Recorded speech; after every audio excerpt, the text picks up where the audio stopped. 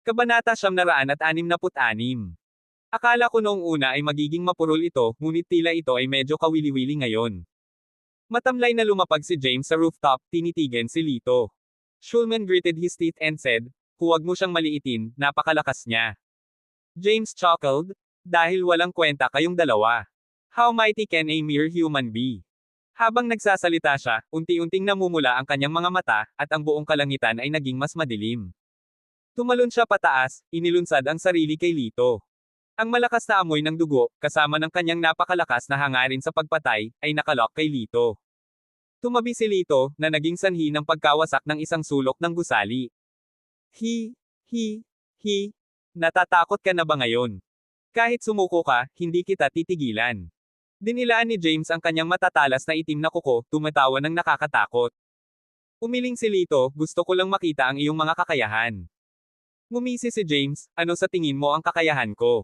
Walang imek na sinabi ni Lito, "Karaniwan." Galit na galit sa komento ni Lito, ang kalamnan ng mukha ni James ay pumikit ng marahas, "How dare you, worm, say my capabilities are average, prepare to die." Kasabay nito, malinaw na tapos na si Lito sa pagpapasaya sa kanya. Mabilis na kumidlat ang kanyang katawan, halos parang multo. Sa sumunod na sandali, napahawak siya sa lalamunan ni James. Biglang nagbago ang ekspresyon ni James. Ni hindi man lang siya nakapag-react bago pa man nauupos ang kanyang lalamunan. Ang kanyang mukha ay naging hindi kapani-pani walang mabangis. "Bitawan mo ako." Ang kamay ni Lito ay mas matibay kaysa sa isang pang-ipit, at siya ay malamig na tumawa, "Gusto mo akong patayin, at gayon din ang gagawin ko sa iyo patas at kwadra." Tahan na. Takot na takot si James. "Kung papatayin mo ako, tiyak na mararamdaman ito ng elder. Hindi kanya bibitawan." Gayunpaman, ngumiti si Lito, "Iyon nga ang gusto ko." Akmang babal-iinan niya ang leeg ni James, isang matandang boses ang biglang umalingaw-ngaw sa kanyang tenga. "Tumigil ka!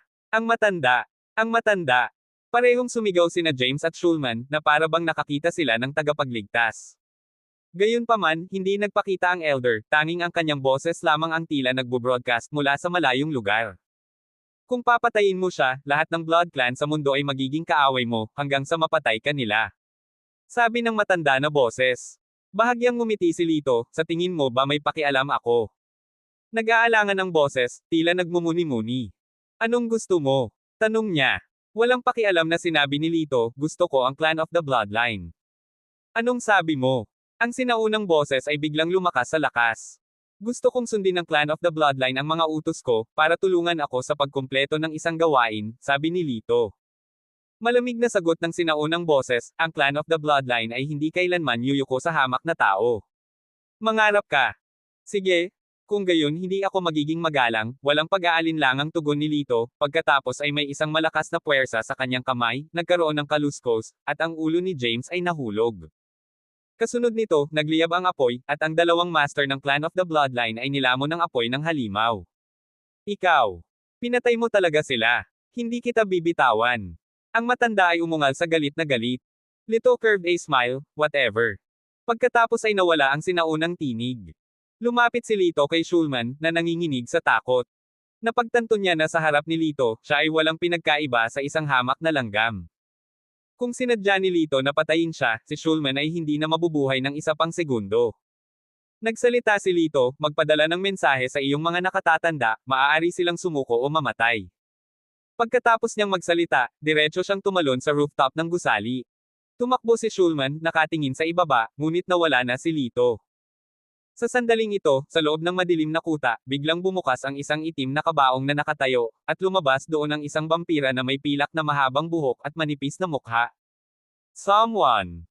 Ang kanyang boses ay hindi kapani-paniwalang malamig, pinipigilan ang matinding galit, mag-issue ng pandaigdigang panawagan, lahat ng mga vampira elite ay babalik sa Londo, oras na para ibalik ang ating karangalan.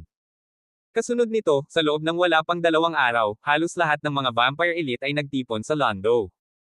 Ang buong Londo ay madilim, ang kapaligiran ay labis na mapang-api. Sa loob ng mansyon, sumulyap si Isko sa langit sa labas at nagtatakang nagtanong, 2 araw nang makulimlim ang panahon, bakit hindi umuulan? Nang magsasalita na sana si Lito, biglang tumunog ang kanyang cellphone. "Lito, hindi mo inaasahan na tatawagan kita, hindi ba?" Humalaklak si Yelena, pero halatang hindi maganda ang balitang dala niya. Sumagot si Lito, akala ko ay hindi na ako gugustuhin ni Miss Yelena na makita ako sa natitirang bahagi ng kanyang buhay. Napangiti si Yelena sa mga labi, may gusto lang akong ipaalala sa iyo, nagpatawag ang mga matatanda ng vampira ng mga vampire elites mula sa iba't ibang panig ng mundo para harapin ka. Oh, malinaw na tugon ni Lito. Yelena scoffed, mukhang hindi mo pa rin alam kung ano ang kakaharapin mo, ang masasabi ko lang, malapit ka ng mapunit ng buhay. Tumawa si Lito, ano, nag-aalala ka sa akin. Siyempre, pero mas interesado ako sa mga artifact na nasa kamay mo. Ngumiti si Yelena, maaari kong aipanga ko na aalis kang buhay, ngunit kailangan mong bigyan ako ng isang artifact. Nang marinig ito, tumawa si Lito, Miss Yelena, naparami ka ba ng alak at naging walang kabuluhan? Ungrateful fellow, since you remain obstinate and self-willed, just wait for your death. By that time, I'll be watching. Galit na wika ni Yelena at saka biglang ibinaba ang telepono. Kaagad pagkatapos, mabilis na pumasok si Isko, hawak ang isang envelope na may gold embossed, Mr. Argel, hindi ko alam kung sino ang nagpadala nito, sabi nila para sa iyo ito. Binuksan ni Lito ang sobra na naglalaman lamang ng maikling pangungusap, ngayong gabi, ang huling labanan. Mayroon ding isang mapa kung saan ang isang lokasyon ay binilog ng pula na kumakatawan sa lokasyon ng huling labanan. Si Lito ay nagbigay ng banayad ng ngiti, isang bakas ng pananabik na kumikislap sa kanyang mga mata. Sa kabilang banda, pagkatapos ibaba ang telepono, galit na galit si Yelena, itong si Lito na ito, matigas ang ulo niyang tumatangging maliwanagan. Inalok ko siya ng paraan para makalabas, at hindi niya kayang humiwalay sa kahit isang artifact. Karapat-dapat siyang mamatay. Prinsipe ko, may puka na ako. Lumapit si Jia Wang. At sino ka sa tingin mo? Hindi pinansin ni Yelena si Jia sa kanyang paningin. Sumagot si Jia, ako ang dugong alipin ni Andrew. Blood slave? May plano ka ba? Sabihin mo. Nagsalita si Yelena. I can tell you. But I hope the prince will agree to one thing. Once it's achieved, I want to become a real blood lineage with a title. Tumugon si Jia. Nagdilim ang mukha ni Yelena. Grabe ang takaw ng babaeng ito. Gayunpaman, kumpara sa maalamat na artifact, ang isang maliit na pamagat ay hindi gaano. Very well. I agree. As long as you get Lito to bring out the artifact, bibigyan kita ng titulo. Malumanay na tugon ni Yelena. Huwag kang mag-alala, prinsesa. Gagawin ko ang aking tungkulin. Tiwalang sabi ni Jia. Pumunta siya sa bahay ni Edna. Nang makita siya ni Edna, hindi siya natuwa, bakit ka nandito? Nang hindi nagpapakita ng anumang kahihiyan, sinabi ni Jia na may humihingi ng tawad sa mukha, may nagawa akong mali noong nakaraan, humihingi ako ng paumanhin. Ngunit ngayon ay may sakit ang lola ko. Maaari mo ba akong tulungan na alagaan siya? Nag-alinlangan si Edna. Namula ang mga mata ni Jia, ikaw ang matalik kong kaibigan, ikaw lang ang maaari kong lapitan. Hindi mo ba talaga ako tutulungan? Well, okay. Bumigay ang malambot na puso ni Edna, at pumayag siya. Si Jia ay nagmaneho ng isang sports car at dinala si Edna sa isang madilim na bahay. Niyakap ni Edna ang kanyang mga braso, nanginginig at sinabing, dito ka nakatira. Bakit ang lamig? Hinimok ni Jia, oo, ito ang tahanan ko. Pumasok ka kaagad. Pumasok si Edna, tumingin sa paligid at nagtanong, nasaan ang lola mo? Napangisi si Jia at sinabing, matagal nang namatay ang lola ko. Nagtaas ng kilay si Edna, anong ibig mong sabihin? Isang malamig na ungol ang pinakawalan ni Jia, ang walang isip mo, napakadaling malinlang. Pagkasabi nito, nilock niya ang pinto. Pagsapit ng gabi, umalis si Lito sa manor, patungo sa napagkasunduang lugar. Isa itong abandonadong quarry ng buhangin, medyo walang laman, na may malawak na ilog sa tabi nito. Sa sandaling lumapag ang paa ni Lito, isang malamig na boses ang dumating mag-isa. Matapang ka. Kasunod ng direksyon ng boses, lumitaw ang isang maputlang Caucasian na lalaking nakasuot ng itim. Pagkatapos, isa-isa, pangalawa, pangatlo. Halos mahigit 200 tao ang bumuo ng bilog sa paligid ni Lito. Habang papalapit sila, bumaba ng husto ang temperatura sa paligid, at isang bog zone ng puting ambon ang lumitaw nang sila ay huminga. May 2 maharlika dito, parehong mga elite ng vampira, sabi ng lalaki. Casual na sumagot si Lito, at gayon. Sinabi ng lalaki, tunay na malakas ang pagpatay sa 2 master, ngunit tunay ka bang tiwala sa pagharap sa 200 elite ng vampira? Tumawa si Lito, pwede mong subukan. Nagpalitan ng tingin ang mga vampira, na may mapanlate na ekspresyon, mukhang wala na tayong dapat sabihin. Sabay-sabay nilang itinaas ang kanilang mga kamay, naglalabas ng mga alon ng crimson blood toxins na pumapalibot kay Lito. Ang isang dosis ng ating mga lason sa dugo ay maaaring pumatay ng 10 tao, o kahit na 200. Ang mayabang na brat na ito ay walang duda na mamamatay. Isang matagumpay na ngiti ang pinakawala ng Blood Clan. Gayunpaman, ang kanilang pagtawa ay biglang tumigil sa susunod na segundo. Inabot ng isang kamay ang mga lason sa dugo at hinawakan ang isa nilang leeg. Basag. Sa malutong na ingay, natahimik ang miyembro ng Blood Clan. Ang iba ay mukhang natakot, ngunit dahil sa pagbara ng mga lason sa dugo, wala silang makita. Ang mga paminsan-minsang kulog ay halos hindi marinig sa gitna ng pulang-pula na fog ng mga lason sa dugo. Ang mga tao ay isa-isang bumababa. Sa oras na nawala ang mga lason sa dugo, at nang maibalik ang paningin, wala pang kalahati ng mahigit sa 200 piling miyembro ng angkan ng dugo ang nakatayo. Nakatayo pa rin si Lito sa kinaroroonan, tinitingnan ng mga tao na may walang pakialam na tingin. May gustong sumubok. Ang natitirang mga tao ay natakot sa kanilang mga talino, at ang isa sa kanila ay sumugod kay Lito, ang kanyang bilis ay parang isang ilusyon. Siya ang pinakamabilis sa amin, siguradong magtatagumpay siya. Komento ng iba. Ngunit sa sumunod na sandali, siya ay sinuntok ni Lito sa tiyan, na nagpalipad sa kanya. Isa pang matipunong vampira ang sumuntok kay Lito. Ito ang pinakamalakas sa atin, ang taong iyon ay parang patay na. Gayunpaman, sa sandaling bumagsak ang mga salita, ang maskuladong vampira ay pinalipad sa isang suntok. Patay na katahimikan. Nakatitig ang mga vampira, nakabitin ang mga panga, puno ng takot ang mga mukha, ganap na nawawala ang kanilang karaniwang imahe ng pagmamataas at kakisigan. Nanginginig ang mga ito, ang ilan ay hindi napigil ang umatras. Huwag mong sayangin ang oras ko, hayaan ang pinakamalakas sa inyo na lumapit, umiling si Lito at sinabi. Anong yabang? Isang sinaunang tinig ang umalangaw-ngaw sa kung saan, dahilan upang ang temperatura sa paligid ay biglang bumagsak. Dumating na ang matanda. Kabanata 967. Habang umaalingaw-ngaw ang boses ng matanda, biglang nagdilim ang langit. Isang lalaking nakasuot ng itim na balabal, na may pilak na buhok, at may hawak na pilak na setro, ang dahan-daang naglakad patungo sa kanila. Sa bawat hakbang niya, nalalante agad ang mga halaman sa ilalim ng kanyang mga paa. Ang mga piling tao ng Blood Clan ay nag-alis ng landas, yumuko ng may paggalang upang salubungin ang Elder. Ang Elder, na may pulang mata, ay tumitig kay Lito, malamig na sinabi, 300 taon na ang nakalipas mula noong huli akong umalis sa aking liblib na pag-urong. Ang pagkamatay sa pamamagitan ng aking mga kamay ay iyong karangalan.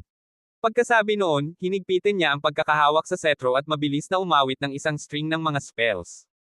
Pagkatapos, ang ruby sa setro ay nagsimulang kumikinang, lalong maliwanag at nakasisilaw. Itinuro ng Elder ang kanyang setro kay Lito. Isang sinag ng pulang ilaw ang bumaril mula sa hiyas, tulad ng isang arrow na lumilipad palabas. Si Lito ay nagsagawa ng isang pitik upang maiwasan ito, ang sinag ay tumama sa isang bahay, at ang bahay ay agad na sumabog. Walang makakatakas sa Death Scepter. Maaari ka ring sumuko, sabi ng Elder na may malungkot na ngiti. Ituloy mo lang, sa pagkakataong ito, hindi ko naiiwasan, ganti ni Lito. Walang modo, ang yabang mo ang magiging pagkatalo mo. Lihim na natuwa ang Elder, sa paniniwalang ang lalaki ay naghahanap ng kanyang sariling kapahamakan. Muling bumaril ang pulang sinag mula sa hiyas, ngunit hindi natinag si Lito. Walang silbi ang binatang ito sa harap ng matanda, komento ng ilan. Tama, ang Elder ay palaging ang Elder. Matatanggal niya ang lalaking ito sa 2 galaw lang. Nagrally ang iba. Masayang-masaya ang lahat ng miyembro ng Blood Clan, handang magdiwang anumang oras. Ang matanda mismo ay medyo nagulat, hindi inaasahan na magagawa niyang patayin ang taong ito ng ganoon kadali. Gayunpaman, ang sumunod na eksena ay nagpatigil sa lahat ng miyembro ng Blood Clan. Habang papalapit kay Lito ang sinag ng liwanag, isang gintong halo ang biglang lumitaw sa paligid ng kanyang katawan, na parang protective layer. Nang malapit na ang sinag, ang ginintoang halo ay nagwaks ng husto, pagkatapos ay nilamon ang sinag. Nagulat ang mga mata ng matanda. Paano ito posible? Ang aking liwanag ng kamatayan ay hindi masisira. Inilabas ni Lito ang East Emperor Bell, mahinang nagsabi, hindi mo maaaring malaman ang kapangyarihan ng divine artifact ng aming Lux Kingdom. Maaari nitong harangan ang anumang pag-atake. Nagdilim ang mukha ng matanda, nagngangalit ang kanyang mga ngipin, isang pulang-pula na liwanag ang bumungad sa kanyang katawan. Ang setro sa kanyang kamay ay naging hindi kapani-paniwalang malaki, humahampas kay Lito. Si Lito, hawak ang Xuanyuan sword, ay umindayog sa setro. Bang! Sinamahan ng isang tunog na nakakabasag ng lupa, isang nakikitang bitek ang lumitaw sa Setro. Ang matanda, na natatakot, ay tumitig ng nakadilat ang mga mata. Ang bagay na ito ay isang kayamanan na ipinasa sa Blood Clan sa loob ng libu-libong taon, at isa ring simbolo ng pagkakakilanlan para sa bawat henerasyon ng mga matatanda. Sa gulat, mabilis niyang binawi ang kanyang Setro. Ang sword chi ng Xuanyuan sword ay tumama, at ang elder ay natangay. Lumapit si Lito sa kanya, itinutok ang Xuanyuan sword sa matanda. Please don't kill me. Please don't kill me. Ang matanda ay nagmamakaawa sa takot. Walang pakialam na nagsalita si Lito, kailangan ko ang Blood Clan na gumawa ng isang bagay para sa akin. Kaya namin, walang problema, ibibigay talaga namin ang lahat, walang pagdadalawang isip na pagsang-ayon ng matanda. Sinulyapan ni Lito ang iba pang mga Blood Clan elite, any objections from you? Ang mga dating mayabang sa Blood Clan ay tumahimik matapos masaksihan ang kapangyarihan ni Lito. Walang nakakaalam kung sino ang nagsimula, ngunit isa-isa silang lumuhad sa isang tuhod, at sumunod naman ang iba. Tumango si Lito bilang pagsang-ayon. Very good. I've heard the Blood Clan is spread all over the world. I'm looking for a place. Iba ito sa ibang lugar, na may mas mayayabong na halaman, mas malalaking hayop, at mas mahabang buhay. Ang matanda ay natisod sa kanyang mga paa at nagtanong, ito ba ang pinag-uusapan? Tumango si Lito. Halos lumuwa ng dugo ang matanda. Kung alam niyang napakasimpleng gawain ay pumayag na siya kaagad. Ngayon, sa pagsisikap lamang ni Lito, ang Blood Clan ay halos nakatakas sa pagkalipol. Gayunpaman, sa puntong ito, hindi siya nang ahas na magpakita ng anumang ekspresyon at agad na yumuko, na nagsasabing, ipapasa ko ang mensahe sa lahat ng sangay. Naniniwala akong makakatanggap tayo ng impormasyon sa lalong madaling panahon. Mabuti, sabihin mo sa akin kaagad kapag may balita. Tumalikod si Lito at naglakad palayo. Nang makita si Lito na naglalakad palayo, sa wakas ay nakahinga ng maluwag ang elder. Lumingon siya sa iba pang mga vampira at sinabing, pumunta kayo at ipaalam sa iba't ibang paksayon, kung makikita nila ang taong ito sa hinaharap, dapat nilang iwasan siya sa lahat ng paraan, at ganap na pigilin ang galit sa kanya. Nang bumalik si Lito sa mansyon, inabot sa kanya ni Isko ang isang bag at sinabing, hinahanap ka ng isang batang babae kanina. Iginiit niya na dapat mong tingnan kung ano ang nasa loob ng bag na ito.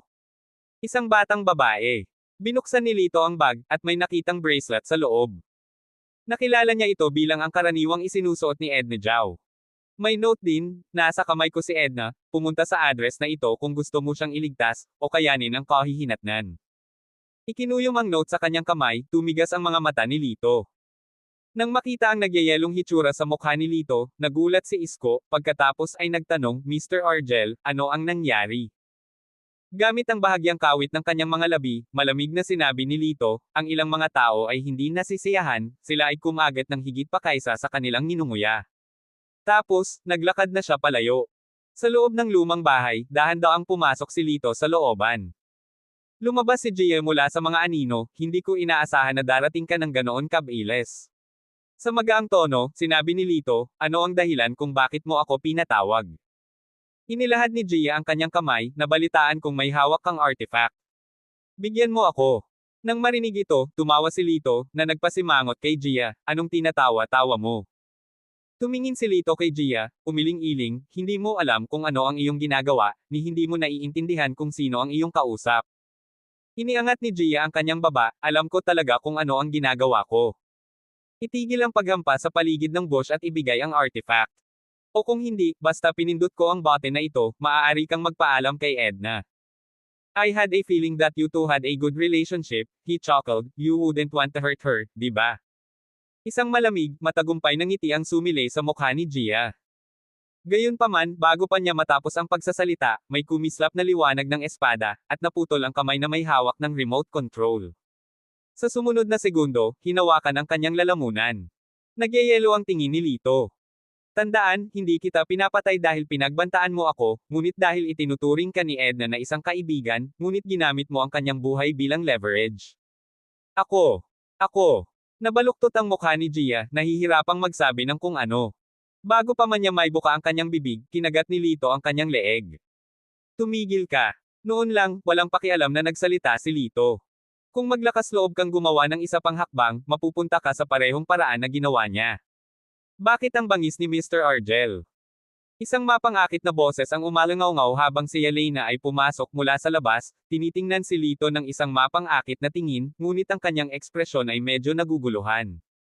Gusto mo ba ng artifact? Tanong ni Lito. Napakagatlabi si Yelena, yan. Sa susunod na sandali, isang espada ang idiniin sa kanyang lalamunan, malamig na sinabi ni Lito, huwag mong sayangin ang oras ko. Isang pahiwatig ng dugo ang tumulo mula sa kanyang lalamunan. Nang inig si Yelena, malinaw na napagtanto na kung hindi niya sasabihin ang totoo, ang espadang ito ay tatago sa kanyang lalamunan. Oo, pero hindi ko sinabi sa kanya na mag-kidnap siya, malakas niyang paliwanag. Kinagat ni Lito ang kanyang mga labi, sino ang nakakaalam kung nagsasabi ka ng totoo? Huminga ng malalim, sinabi ni Yelena, nabalitaan ko na ang matanda ay makikipagduel sa iyo ngayong gabi. Malamang hindi ka pa nakakapunta, kung ililibre mo ako, maaari akong makiusap para sa iyo. Kinakabahan siyang napalunok, I am a prinsesa. I have some influence. Habang nagsasalita siya, pinutol siya ni Lito, tapos na. Ano? Nanlaki ang mata ni Yelena. Sinabi ni Lito, ang tunggalian ko sa elder, tapos na. Sa kanyang mga salita, ang mga mata ni Yelena ay nanghina.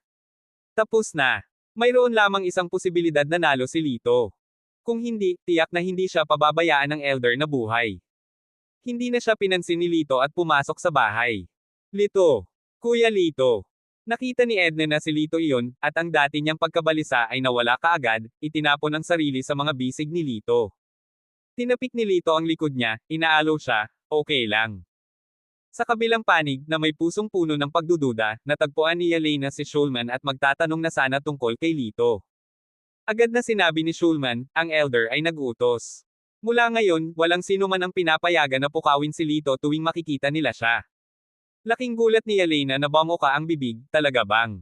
Natalo ba niya ang matanda? Dapat mong malaman na ang elder ay nabubuhay ng daan-daang taon. Tumango si Schulman, malungkot ang ekspresyon, he is far too powerful. Just thinking about my previous confrontation with him gives me chills. The reason I still alive is not because of my own capabilities, but because he was not interested in killing me. Natahimik si Elena. Kung kahit si Schulman ay nakaramdam ng takot, malamang na ilang beses na niyang dinaya si kamatayan. Sa isiping ito, nakaranas siya ng alon ng takot. Sa mga sumunod na araw, nanatili si Lito sa mansyon, naghihintay ng balita mula sa Blood Clan. Hindi nagtagal, nakatanggap siya ng balita. Sa isang maliit na isla sa Southern Hemisphere, mayroong isang lugar na nakakatakot na katulad ng kanyang inilarawan. Hiniling ni Lito kina Yan Rainey at Cheng Cheng na lumipad patungong Londo, naghahanda na pumunta at mag-imbestiga ng magkasama. Sa oras ng pag-alis, isang hindi inanyayahang bisita ang lumitaw. Anong ginagawa mo dito? Tumingin si Lito kay Yelena. Nakasuot ng masikip na pulang damit, si Yelena ay may kaakit-akit na figure na may mga curva sa lahat ng tamang lugar, ang kanyang balat ay kasing puti ng nyebe, ang kanyang blonde na buhok at asul na mga mata, at isang lubhang mapang-akit na kilos. Hinailan niya ang isang katanji tanging malita at umupo sa sofa, ang kanyang mahahabang binti ay magkatali. Bakit sa tingin mo nandito ako? Hindi mo na kailangan mag-handover bago ka umalis. Hindi sumagot si Lito ngunit sa halip, tumingin kay Yelena ng maingat. Bumulong siya, Master, ang babaeng ito ay parang halimaw. You better keep your distance. Napangiti si Yelena. Little girl, nagseselos ka ba sa akin? Lumapit siya kay Yan Rainey, tinitigan siya bago umiling. Masyadong magkaiba ang hugis ng katawan natin.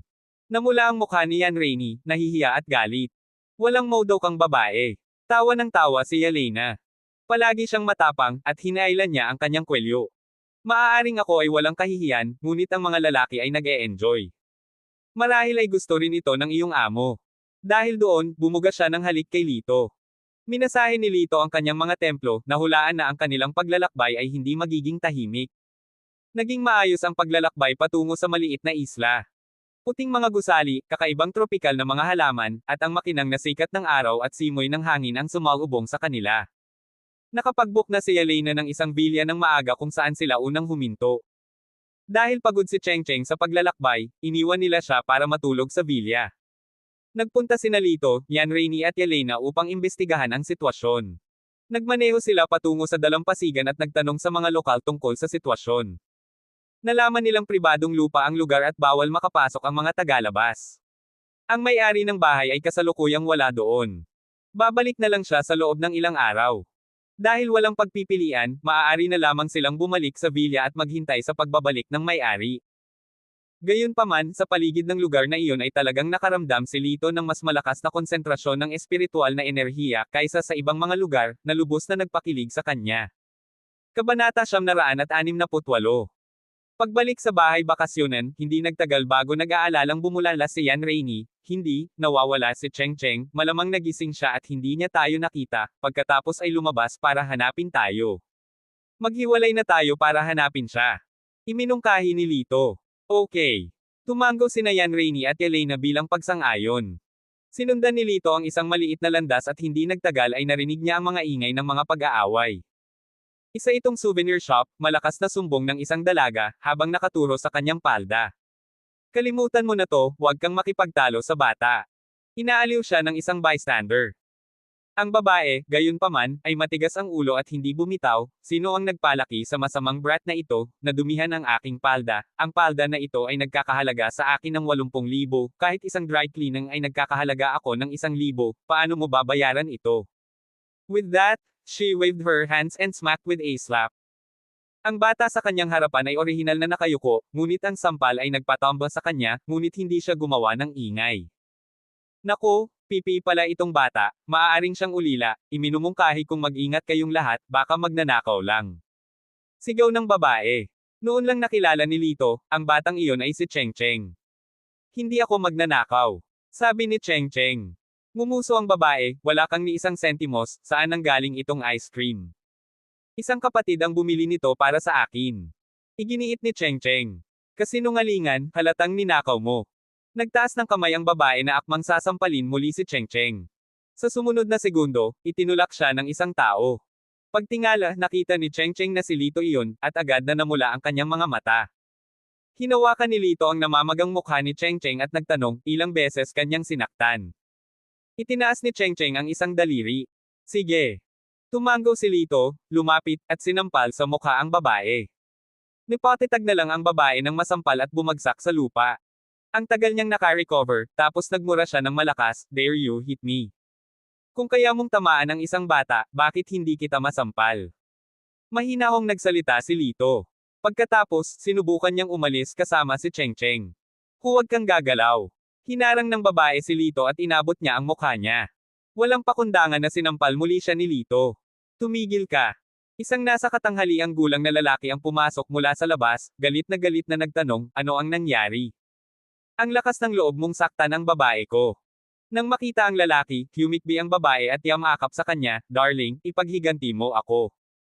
Napatingin ang lalaki sa malinaw na marka ng sampal sa maamong mukha ng babae at nakaramdam ng pagkadurog ng puso. Huwag kang mag-alala, hindi tayo sasamantalahin. Itinuro niya ang 3 bodyguard sa likuran niya, turuan mo ng leksyon ang batang ito, baliin ang kamay. Malamig na sagot ni Lito, hindi mo man lang ba itatanong kung ano ang nangyari? Malamig na tumikim ang lalaki, hindi kailangan, kahit anong nangyari, hindi maaring magkamali ang babae ko. Hehe, sige. Nagdilim ang ekspresyon ni Lito, hindi napigilan, itinaas niya ang kanyang paa at sumipa ng 3 beses. Agad na lumipad ang 3 bodyguard. Natigilan ang lahat. Ang mga bodyguard na iyon ay higit sa 1.8 metro ang taas, malakas at matatag ngunit sila ay sinipa sa isang sipa. May katuturan ba ito? Hoy, bata! Kung tutuusin sa accent mo, taga-Lox ka pala. Malamig na sabi ng medyo may edad na. Tumango si Lito, tama. Kilala mo ba kung sino ako? Tinuro ng lalaki ang sarili. Umiling si Lito, paumanhin, hindi ko alam. Biglang nagalit ang lalaki, hayaan mong sabihin ko sa iyo, ako si Martin Zhou, ang chairman ng Haoyu Group. Kahit na ang mayor ay kailangang magpakita ng kaunting paggalang kapag nakita niya ako sa bansa. Kung nalaman ko kung sino ka, ipinapangako ko na magkakaroon ka ng isang miserableng buhay sa iyong mga susunod na taon. Masiglang sinabi ni Martin, paano ito? Natatakot ka, ha? Maliban na lang kung lumuhad ka ngayon, at hayaang hampasin ka ng aking sinta ng 10 beses. Ngumiti si Lito, Haoyu Group, Martin Zhou, tama ba? Kinuha ni Lito ang kanyang telepono at nagpadala ng mensahe. Ngumisi si Martin, ano ang sinusubukan mong gawin? Sa mga koneksyon ko sa Lox Nation, hindi mo ako matitinag. Umiling ang maliit na kasintahan ni Martin, ano ang balak nitong talunan? Halos hindi na umalis ang mga salita sa kanyang mga labi nang magsimulang mag-ring ang telepono ni Martin. Nang makita niya ang caller ID, kumunot ang noo niya at nagmura, mapahamak, bakit ako tinatawag ng shrew na ito? Honey, huwag kang magsalita, kapag nalaman ito ng Tiger Mom, tapos na ang lahat. Ang kanyang kasintahan ay nagpout ng hindi nasisiyahan at napahagulgol. Sinagot ni Martin ang telepono, at mula sa kabilang dulo ay dumating ang daloy ng mga sumpa, ikaw aso. Di ba sabi mo pupunta ka ng meeting sa States? Bakit nasa isla ka na may manliligaw? Natigilan si Martin, nauutal, hindi. Sino ang nagsabi sa iyo niyan? Hindi. Then show me on video call now. Galit na hiling ng kanyang asawa. Hindi nang ahas si Martin na sumunod, masama ang signal dito. Hey, Mr. Zhu? Tinatrato mo ba ako na parang walang alam? Huwag mong kalimutan kung paano ka nagsimula. Ang mga salita ng kanyang asawa ay walang alinlangan na isang sampal sa kanyang mukha, ngunit si Martin ay palaging natatakot sa kanyang asawa, hindi siya nang ahas na gumanti. Sa sandaling ito, ang kanyang asawa ay tila may kausap na iba, at pagkatapos ay sumabog muli sa galit, may nasaktan ka ba sa labas? Paano nakansela ng dalawa sa ating pinakamalaking kliyente ang ating pakikipagtulungan? Hindi. Hindi naman. Dahil sa pagkataranta, sinimulan ni Martin na kumamaw sa kanyang tenga at pisngi. Bigla siyang tumingin kay Lito. May ngiti sa bibig ni Lito na mayaman sa kahulugan, hindi maisip, at sarkastiko. Pwede bang? Huwag kang magsinungaling sa akin. Sinabi nila na nasaktan mo ang isang tao na hindi mo dapat. Sabi nila, ang kailangan lang gawin ng taong ito ay magbitaw ng salita, at malugi kaagad ang kumpanya natin. Galit na sabi ng kanyang asawa. Yun. Imposible naman yun, di ba? Tumingin kay Lito, tumawa siya, nakuha mo, ako ito. Nakatayo doon si Martin, natulala. Hindi niya akalain na ang tila ordinaryong binata sa kanyang harapan ay makapag-text at mabangkarote ang kanyang kumpanya. Gayunpaman, ang pagkansela ng dalawang pangunahing kliyente ay pinilit siyang harapin ang nakakatakot na katotohanan ito. Nagalit siya sa isang taong hindi dapat magalit. Mahal, huwag mong sayangin ang oras mo sa kanya. Marami kang pera. Mag-hire ka na lang ng mambubugbog sa kanya. Sa gilid, naiinip na nagsalita ang kanyang may bahay. Tumahimik ka. Dahil sa galit, sinampal ni Martin ang kanyang ginang. Sinaktan mo lang ba ako? Bulalas ng ginang, nanlaki ang mga mata sa gulat.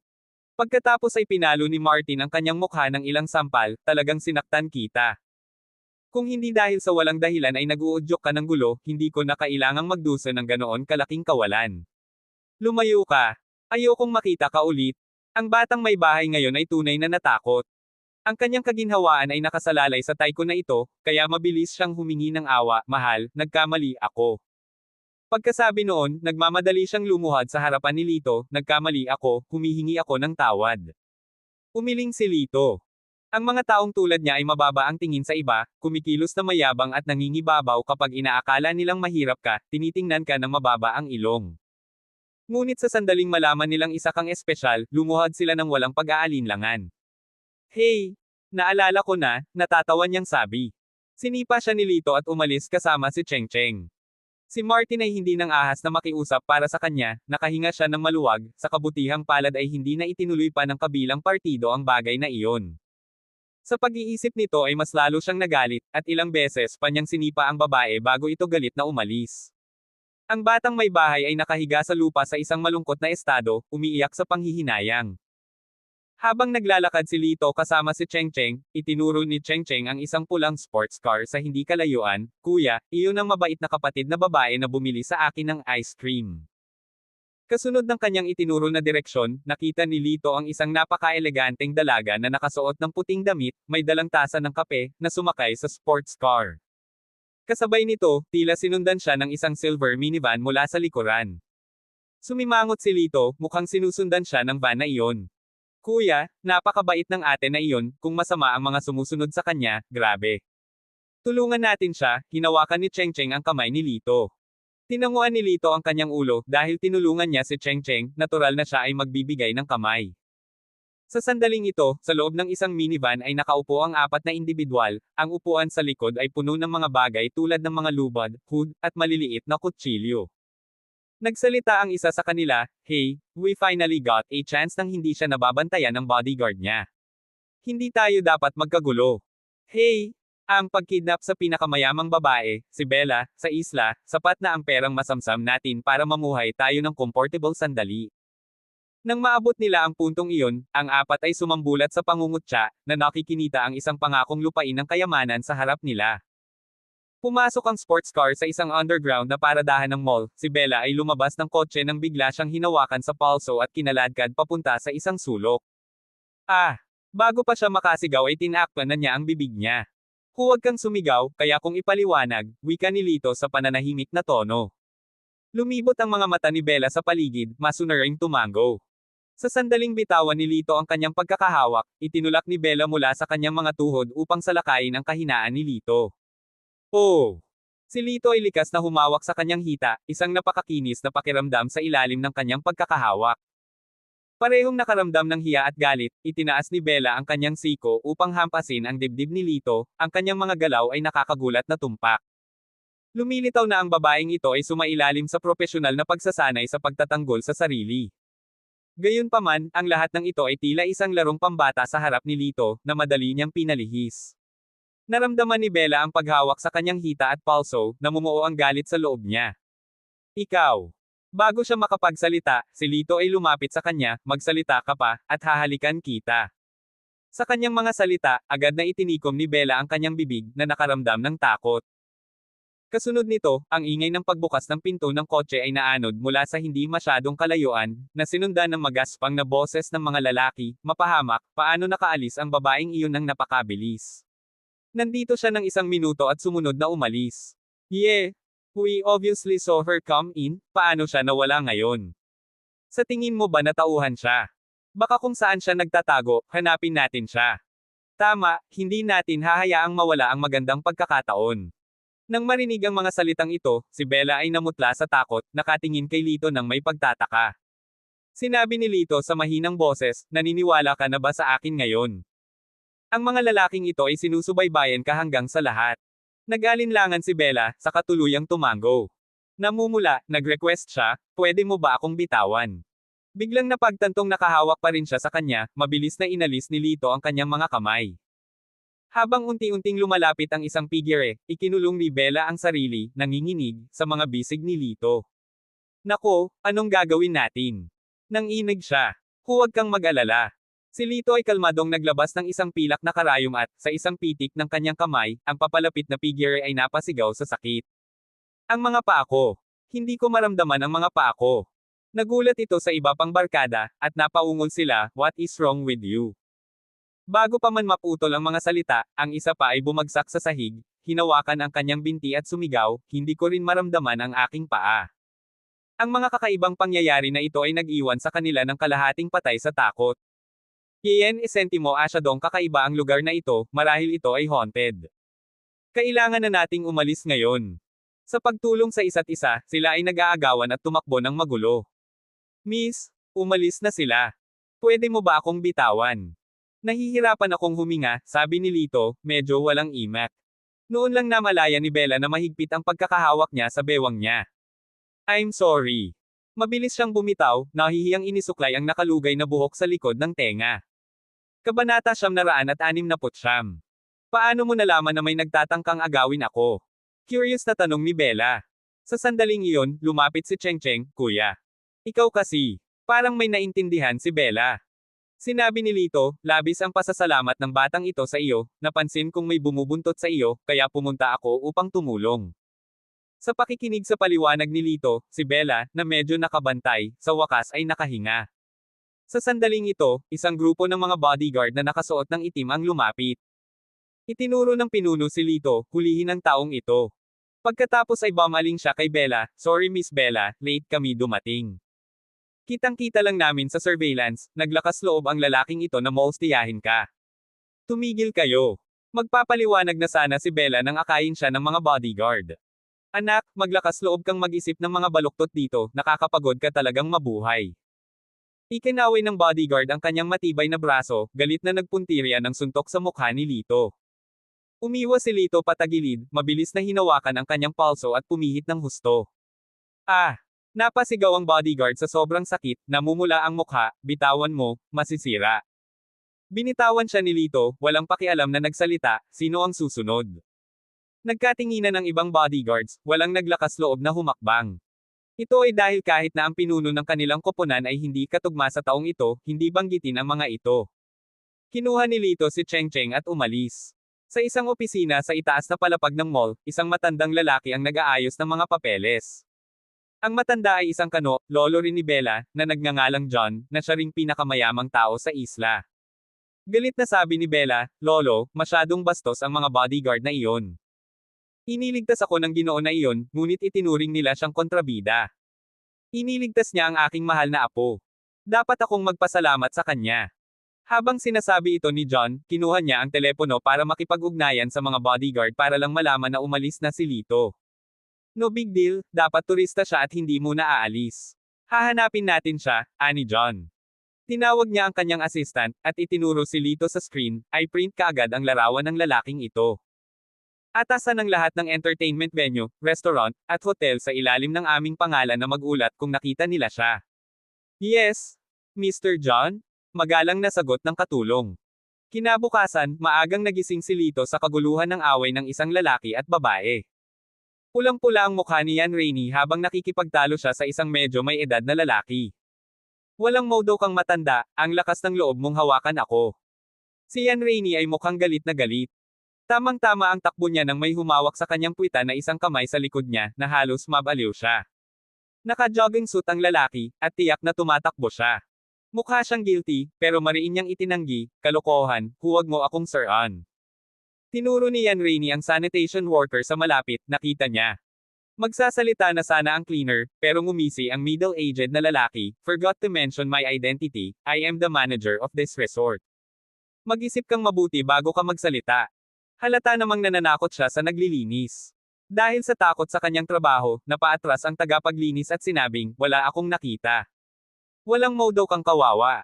Dahil hindi ito makayanan, pilit na sinipa ni Yan Rainey sa dibdib ang nasa katanghaliang gulang na lalaki, dahilan para lumipad ito pabalik.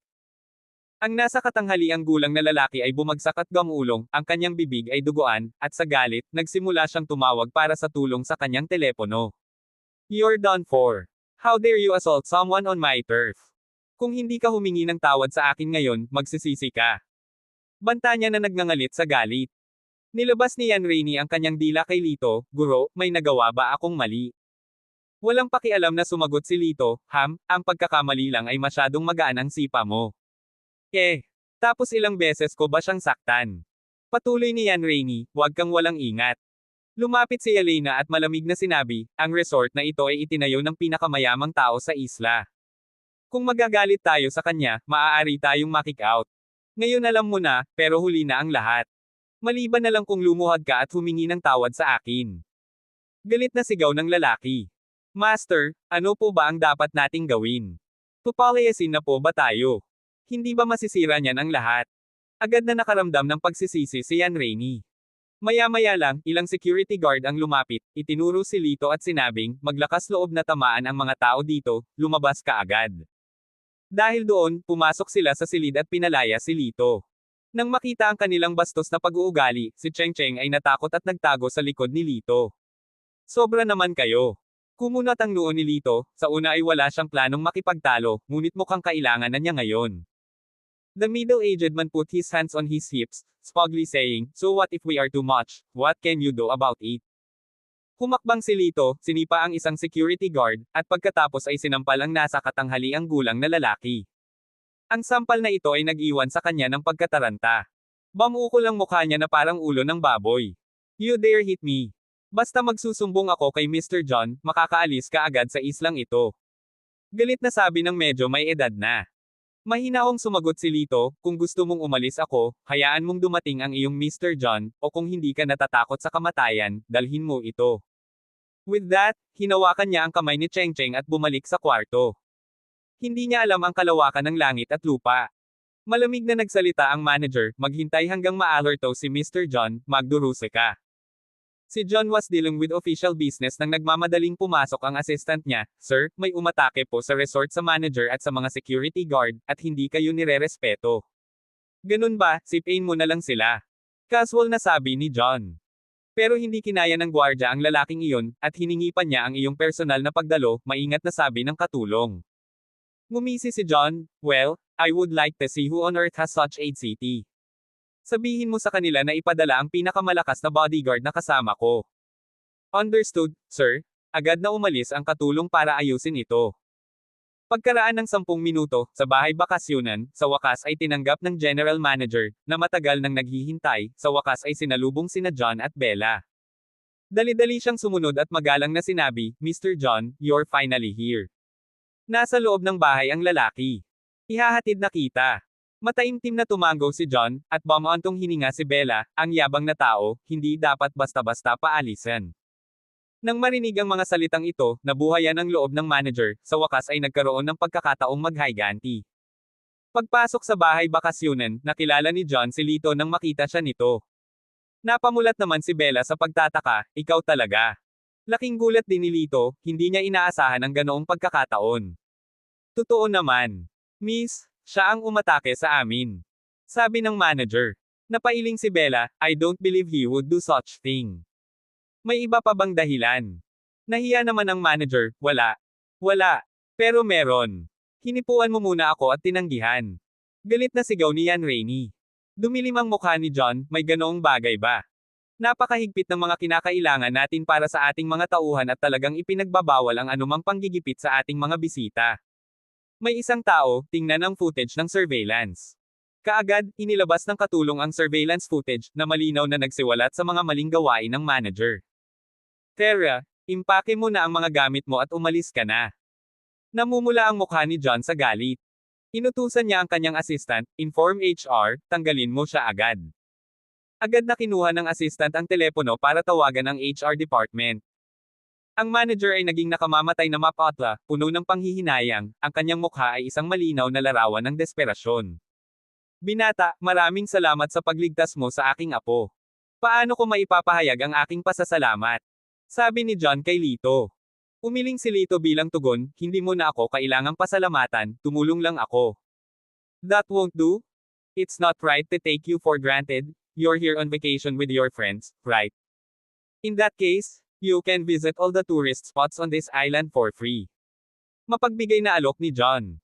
Kung ganoon, may isang lugar na talagang gusto kong puntahan, sabi ni Lito. Saang lugar?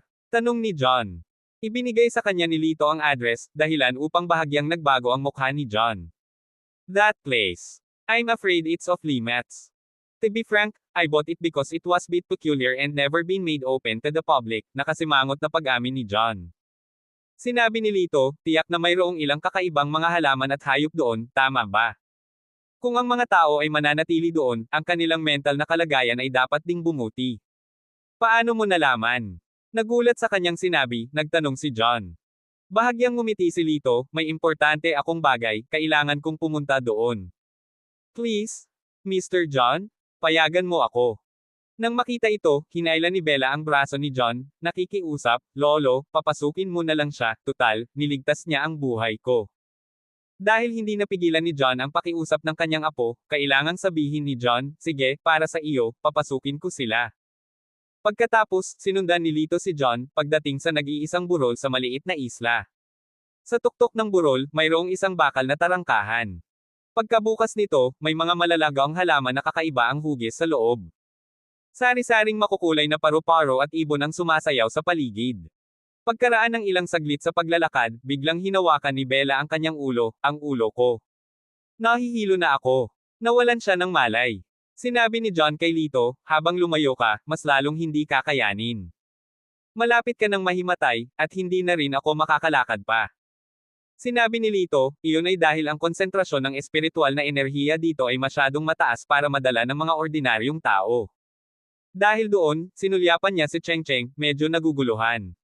Sa lohikal na pagsasalita, si Cheng Cheng, bilang isang bata, ay hindi dapat maging mapagparaya gaya ni Bella, ngunit sa sandaling ito, si Cheng Cheng ay walang anumang masamang reaksyon.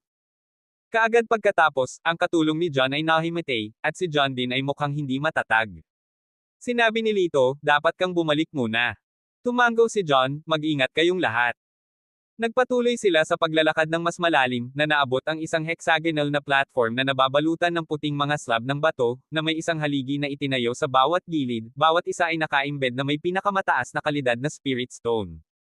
Sa puntong ito, nawawala na si Yelena sa kanyang paa. Sinabi ni Lito, ang lugar na ito ay hindi para sa iyo. Nakumpleto mo na ang iyong gawain, at maaari ka nang umalis.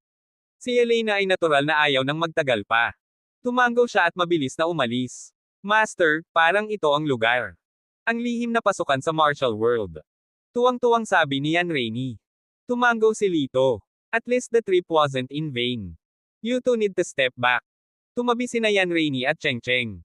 Binuksan ni Lito ang kanyang palad, pinaandar ni Lito ang magic matrix na binubuo ng 6 na top grade na spirit stone. Ang mga espiritong bato ay nagbuga ng isang nakabulag na puting liwanag, na bumubuo ng isang puting liwanag na talangkahan sa harap niya.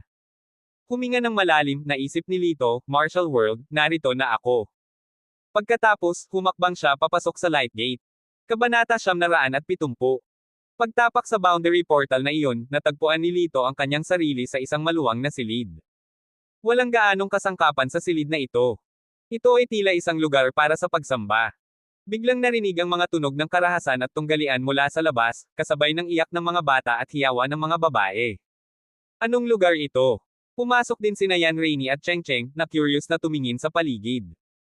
Umiling si Lito, ang kanyang tingin ay nakatuon sa pintuan sa labas. Papalapit na ang mga yabag. Maya-maya, nawala ang light portal. Kasabay nito, ang pinto ng silid ay itinulak mula sa labas, at isang nag-aalalang batang babae ang sumugod. Mukha siyang mga 15 o 16 na taong gulang lamang, nakasuot ng light cyan long dress. Nang makita si Lito, natakot siya at sisigaw na sana. Gayunpaman, tila may naalala siya at mabilis na tinakpan ang kanyang bibig. Nakita ko siyang pumasok dito. Talagang nasa kanya ang bagay. Pumasok ka at maghanap. Mula sa labas, dumating ang magaspang na boses ng ilang lalaki, kasabay ng tunog ng mga paa ng kabayo. Kasunod nito, may bumaba at nagsimulang magtungo sa silid. Sinulyapan ng batang babae si Lito at ang iba pa ng walang salita, nagpanik at nagtago sa likod ng mesa. Bang! Biglang bumukas ang pinto, at pumasok ang 3 metatayog na lalaking nakasuot ng puting baluti. Bakit ang daming tao dito? Pinagmasdan ng nangungunang lalaki sina Lito at Yan Rainey, nagsasalita ng nakakunot ang noo. Nakadikit sa kanyang helmet ang isang berdeng tuft of plume, hudyat na siya ang supervisor ng 2 tao. Hey! May nakita ka bang babaeng pumasok dito? Tanong niya. Nagkatinginan sina Lito at Yan Rainey, pagkatapos ay umiling si Lito, hindi, wala pa. Hey! Mukhang tumakbo siya sa ibang lugar. Captain, ano ang dapat nating gawin sa 3 taong ito? Tanong ng isa sa kanila. Patayin sila, huwag iligtas ang sinuman sa buong nayon. Oo. Ang iba pang 2 tao, na may bitbit na mga talim ng bakal, ay sumulong patungo kay Lito. Napakunot noo si Lito, isang dampi ng inis na sumiklab sa loob niya, mapahamak ito, napakatindi na simula. Nang handa na siyang kumilos, isang mabilis na sipol ang tumunog mula sa labas. Sige, kalimutan mo na sila, magtipon sa labas. Agad namang tumakbo palabas ang 3. Pagkaalis nila, tinanong ni Lito si Yan Rainey, kilala mo ba kung sino sila? Tumango si Yan Rainey, judging from their attire, para silang mga gwardya ng palasyo. Pero kadalasan ay nasa paligid sila ng palasyo, bakit sila nasa malayong nayon? Sa sandaling ito, lumabas ang babae mula sa likod ng mesa, yumuko kay Lito, at sinabing, salamat. Dahil doon, nadulas siya sa likod at tumakas sa bintana. Haha, so nagtago ka talaga sa loob. Biglang napuno ng hangin ang isang matagumpay na tawa ng lalaki. Huwag kang lalapit, sigaw ng dalaga. Sa tingin mo ba hindi ko malalampasan ang iyong maliliit na pakulo? Tumawa ng mali siya ang lalaki. Sumimangot si Lito, mapahamak, nahulog na tayo dito. Ipinadyak ni Yan Rainey ang kanyang paa, marunong talagang umarte ang mga ito, dapat ba natin silang tulungan? Napabuntong hininga si Lito, sa puntong ito, kahit na ayaw nating tumulong, nadadamay na tayo. Sa kanilang mga mata, kasabwat tayo ng babae. Tiyak na, hindi nagtagal ay napalibutan ang bahay. Isang boses mula sa labas ang sumigaw, yung nasa loob, lumabas kayo o sunugin namin ang bahay. Lumabas sina Lito, Yan Rainey, at Cheng Cheng upang makita ang isang grupo ng mga lalaking nakasuot ng puting baluti na nakapalibot sa kanila. Maglakas loob kayong protektahan ang isang kriminal, ngayon ay ibahagi ang kanyang mga kasalanan. Isang bantay na nakasakay sa kabayo ang nagpahayag. Kalmadong tanong ni Lito, maaari ba akong magtanong, anong krimen ang kanyang ginawa? Sa hindi inaasahang pagkakataon, nang marinig ito ng gwardya ay natigilan, hindi alam ang isasagot. Sa galit, sinabi ng dalaga, pinawi mo ang isang buong nayon para lamang sa mga kayamanan. Wala kang sangkatauhan. Mayabang na sagot ng gwardya, sinusunod lang namin ang utos. Kung may kasalanan man, ang malas mo. Ano ang isang bagay na sabihin malas? Naputol ang isang nanunuyang boses. Pinandilatan ng gwardya si Lito, anak, nakakatuwa ba ang mga salita ko? Hindi ba nakakatuwa? Deserve na patayin kung masama ang swerte. Nilaybot ng tingin ni Lito ang eksena. Nagkalat sa lugar ang mga katawan ng matanda, mahihina, kababaihan, at mga bata. Dahil sa tanawing ito ay kumirot ang tiyan niya. Di ba? Kung mas malakas ka sa akin, ako ang malas. But too bad, you're a waste of space, katulad ng mga namatay. You're all wastes. Sabi ng gwardya na itinutok ang kanyang espada kay Lito. Sa isang ugoy ng espadang ito, ang iyong ulo ay gamulong. Casual, pinulot ni Lito ang isang sanga ng puno mula sa lupa, inihagis ito sa kanyang kamay, at tinutuya, ngayon, tingnan natin kung sino ang talagang walang swerte ngayon, ikaw o ako. Nang makita ang sanga ng puno sa kamay ni Lito, humagalpak ng tawa ang gwardya, pinunasan ang mga luha sa kanyang mga mata. Anak, pinapatawa mo talaga ako. Ikaw ba ang walang isip sa nayon?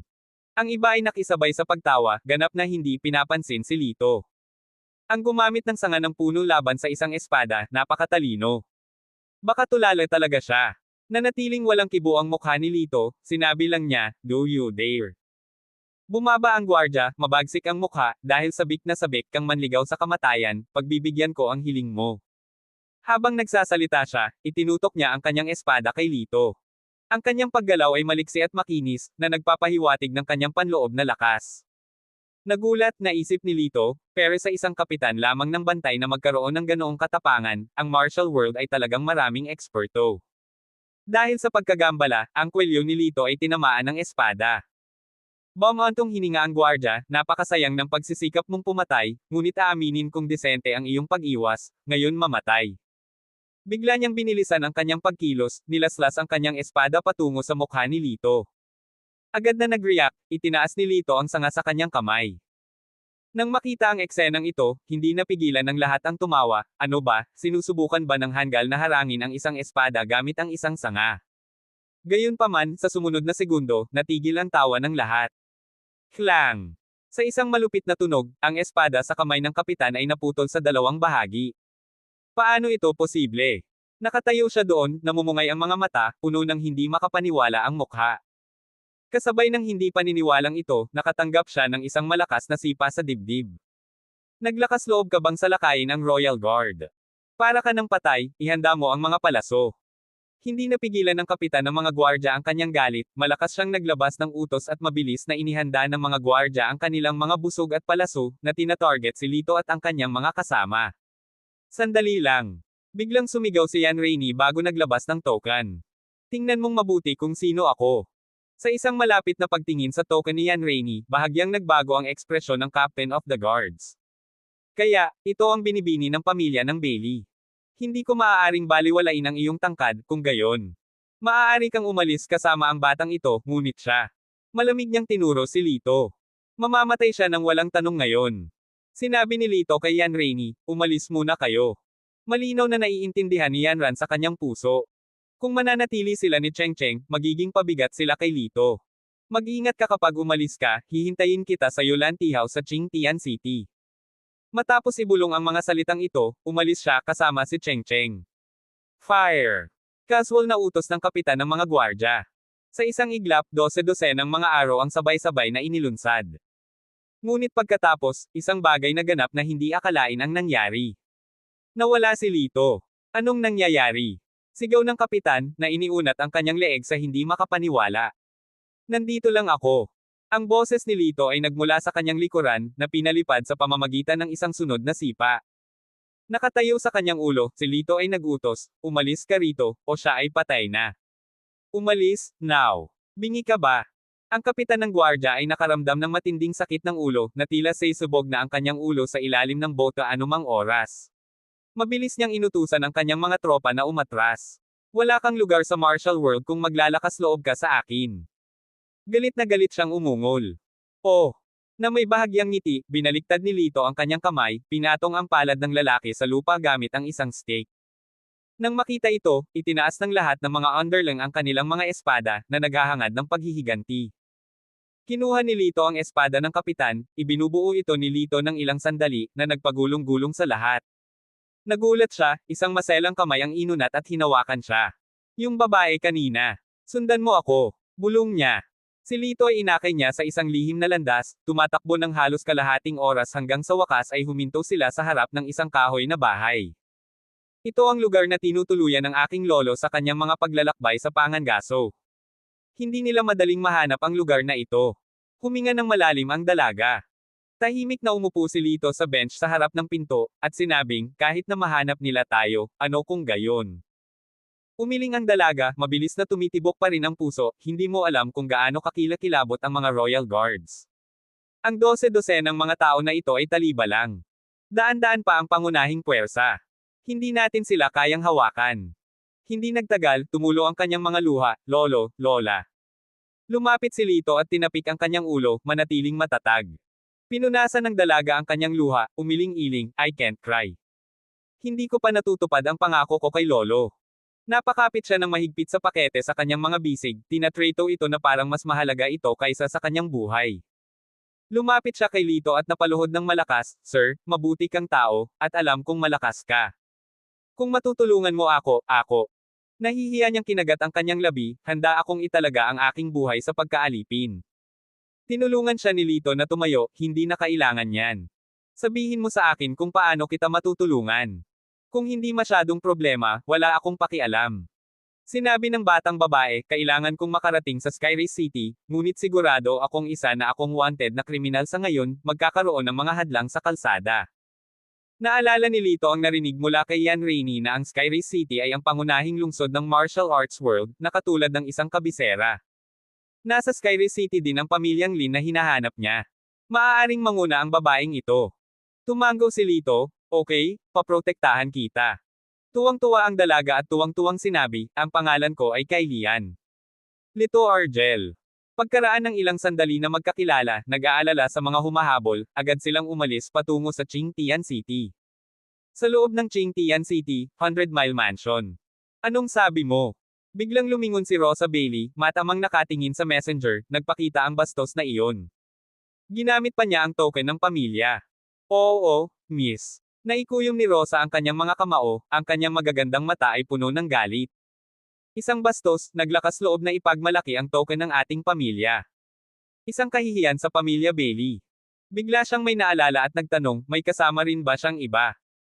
Sagot ng subordinate niya, balita, may kasamang binata at bata. Nagsalubong ang mga kilay ni Rosa, ang kanyang magandang mukha ay puno ng galit. Isang binata.